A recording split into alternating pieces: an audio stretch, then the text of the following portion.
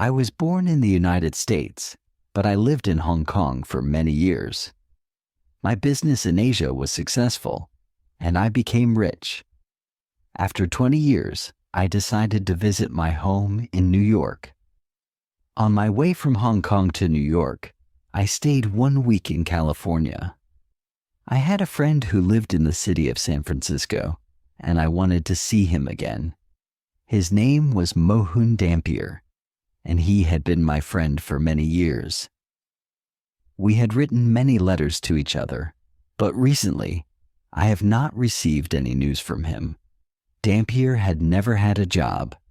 His father gave him a little money, so Dampier had never worked. Dampier was a superstitious man.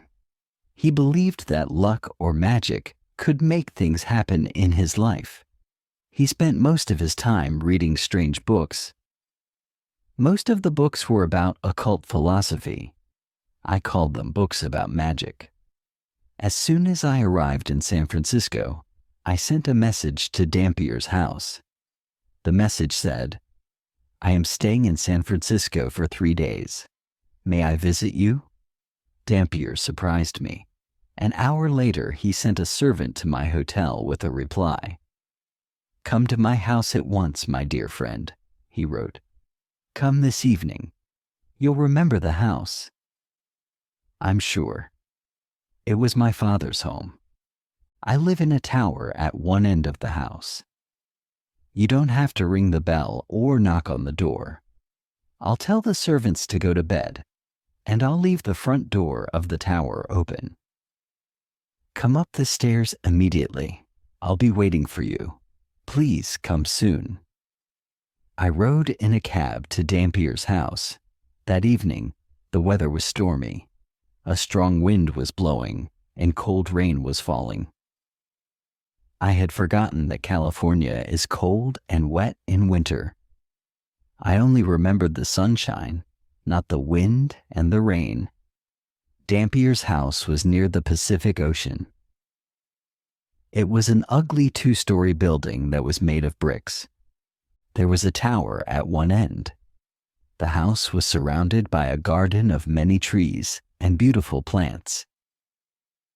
But now it was winter, and there were no leaves on the trees or flowers on the plants. The driver stopped his cab near the tower. Although the front door was only 5 yards away, I became soaked with rain as soon as I stepped out of the cab. I ran to the door of the tower and turned the handle. The door was unlocked, and I opened it. One small lamp burned on the stairway, and it did not give much light. The hall was full of shadows, and I could not see clearly. I climbed the stairs slowly, touching the wall with my fingers. At the top of the stairs, there was another door. I opened it and went into a room that was lit with another small lamp. Dampier came forward, held my hand, and shook it. He was wearing a long silk coat and soft leather slippers on his feet. His clothes were old-fashioned and strange. We looked at each other, and I was shocked. I had not seen Dampier for many years. My friend has changed a lot. He had been a handsome man, but now his hair was gray, and his face was very pale. There were many lines around his eyes and mouth. Dampier looked like a thin old man, but he was not older than 50. His large and bright eyes shone strangely in the shadowy room. "Welcome, my friend." "Please sit down," he said. Dampier offered me some wine and a cigar, and we talked a little. But I am afraid that our conversation was not very interesting. Meeting friends after many years can be difficult, and it can make you sad. Maybe Dampier guessed my thoughts. Non sum qualis erum. "I'm not as I was," he said. I tried to make a joke. "Your Latin hasn't improved," I replied. My friend smiled. "Latin is a dead language, and I'm a dead man," he said. Then his smile disappeared, and he said, "I'll die very soon." I did not know what to say. I smoked my cigar and drank my wine. We were both silent for several minutes. Outside, the wind had stopped blowing. I wanted to leave the house.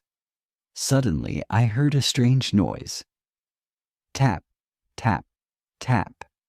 It was the sound of someone or something knocking.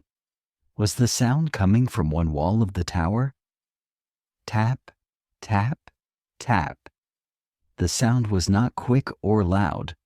It was not the sound of someone knocking loudly on a door. The soft tapping sounded like someone sending a signal, a message. Dampier had forgotten me. He was staring at the wall. There was a strange expression on his face. My friend looked excited and afraid. His eyes shone brightly. I did not know what to do. Should I go or stay? I stood up. I see that you are very tired, I said. I'll leave. May I visit you tomorrow? Dampier turned his head and looked at me. Please stay, he said. There's no problem. Nobody is there. He walked to a small window and opened it. I had not noticed the window earlier. Look, he said. I walked across the room and looked out of the window. I could see nothing except the light of a street lamp and rain falling. No one was standing outside. There was no one near the wall of the tower. Please don't leave me, said Dampier. I must tell you a story. You're the only man that I can tell it to. Will you listen to my story? I wanted to go back to my hotel. Dampier, his house, and the strange noise made me feel uncomfortable. I think that I am a sensible and intelligent man, but I felt unhappy and frightened in that old tower room. However, I did not want to upset my old friend. Very well, I said. I'll stay and listen. Dampier poured me another drink and offered me another cigar. Then he began to tell his story. I didn't move into this house until my father died, Dampier said. That was 10 years ago, when I was about 40 years old. When my father died, I got his business, his property, and his money. Before his death, I lived in a large apartment building on Rincon Hill, said Dampier. Maybe you know that area of San Francisco. Rincon Hill was a fashionable area 50 years ago, but now it is run down and neglected. The owner of the apartment building rented out many of its small rooms. The walls of the rooms were thin. You could almost put your hand through them. I was lucky, Dampier went on. The rent was cheap, and I had a large room in the building. No one visited me, and no one disturbed me. I could study my books quietly. I lived happily on Rincon Hill. One morning as I was leaving the apartment, I saw a young girl, Dampier continued. It was a warm day in June. She was wearing a white dress and a straw hat. There were brightly colored flowers and ribbons around the brim of the hat. Then I saw the girl's face. It's difficult to find words to describe it. Her face was strange and beautiful. I had never seen such a beautiful face before. Without thinking, I lifted my hat and bowed. She looked at me with shining brown eyes, but she didn't speak. I knew that she was pleased to see me, but she didn't smile. She went into the house and shut the door. I stood and stared at the closed door.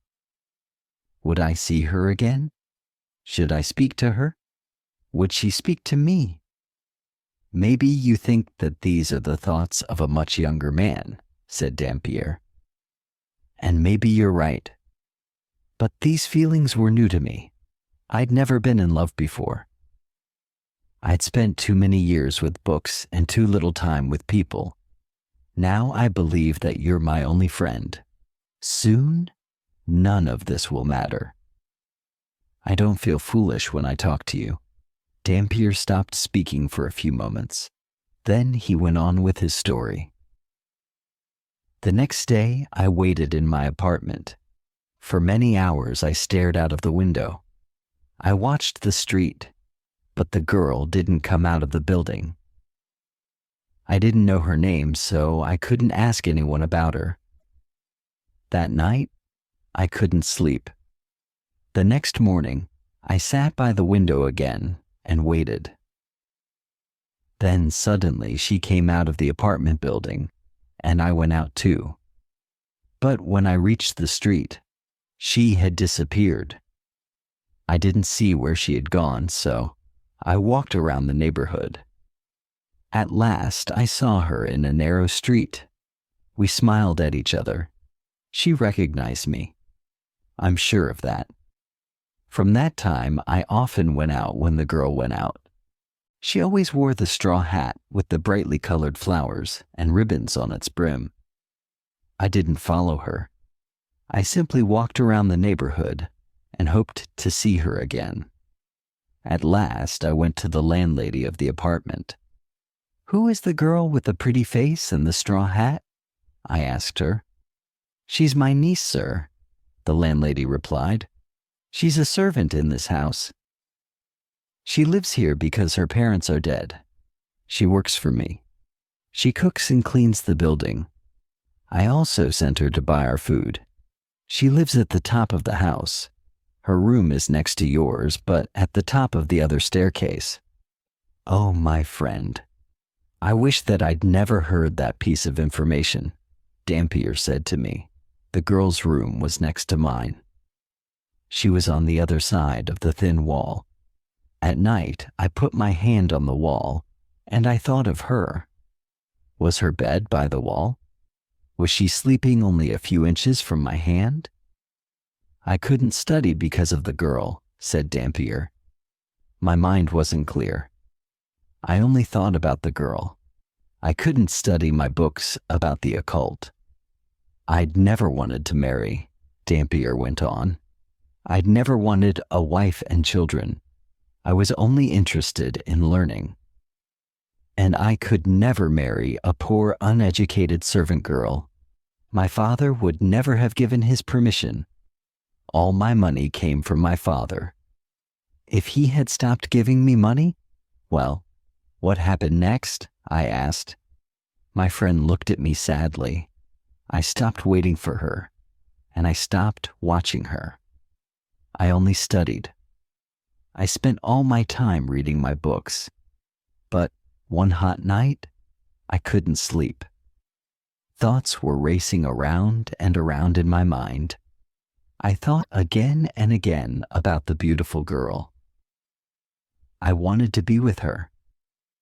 She was only on the other side of the wall. I tapped on the wall. I tapped very gently 3 times. Tap, tap, tap.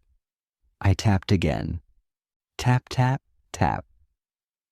Then I felt foolish. I was behaving like a boy who was in love for the first time. I got out of my bed and began to study my books. I was reading a strange book, Dampier said. It was a book of occult philosophy by Necromantius. You would call it a book of magic and superstition. In his book, Necromantius describes how to be a fortune teller. Necromantius also wrote about strange and terrible things that happen 3 times. When these things happened 3 times, death would come. Necromantius called this a fatal triad. I believe that a fatal triad has happened to me. Why? I asked. What happened?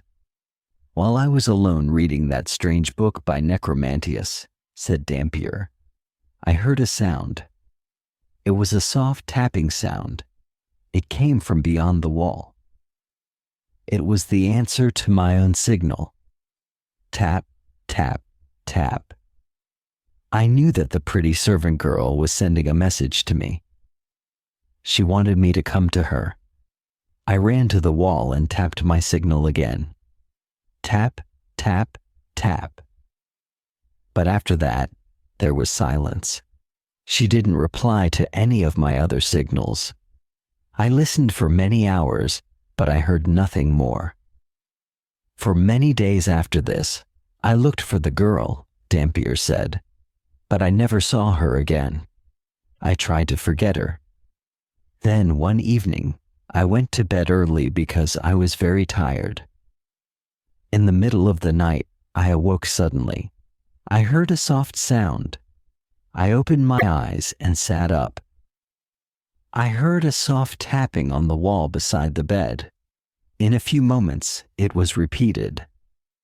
Tap, tap, tap. I was going to reply to the signal. Then I stopped. The girl hadn't replied to my last messages. I would not reply to her now. Dampier drank a little wine and then continued. I lay in bed listening, he said. But I didn't reply. At last, I must have slept. When I awoke, it was late and I felt tired. I needed some fresh air, so I left my apartment. The landlady was outside my door. "Oh, Mr. Dampier," she said. "Have you heard the terrible news?" My heart began to beat quickly. My voice shook when I answered. "What? What news?" I asked her. "My poor niece was sick for a week," the landlady replied. "Didn't you know? I've seen you watching her. Didn't you know that she was ill?" I was shocked, said Dampier. I didn't know what to say. Yes, I had looked at the girl, but I'd never spoken to her. My mind was always full of thoughts of my books and thoughts of her. How much time had passed since I had seen the girl? A few days? A week? I couldn't remember. "And how is your niece now?" I asked the landlady. "I'm sorry, sir," the landlady replied. "She was very ill last night, and I took care of her." The poor girl made only one request. She wanted her bed to be moved. She wanted her bed to be beside the wall next to your room. So we moved her bed. This made her feel happier. A poor thing. Then she touched the wall and smiled. A few hours later, she died. The expression on Dampier's face was terrible. There were tears in his eyes as he continued his story. "When I heard this news, I nearly died too," said my friend. I didn't know what to say. What had I done? I had sent my thoughts to the girl, and she had answered. I had not called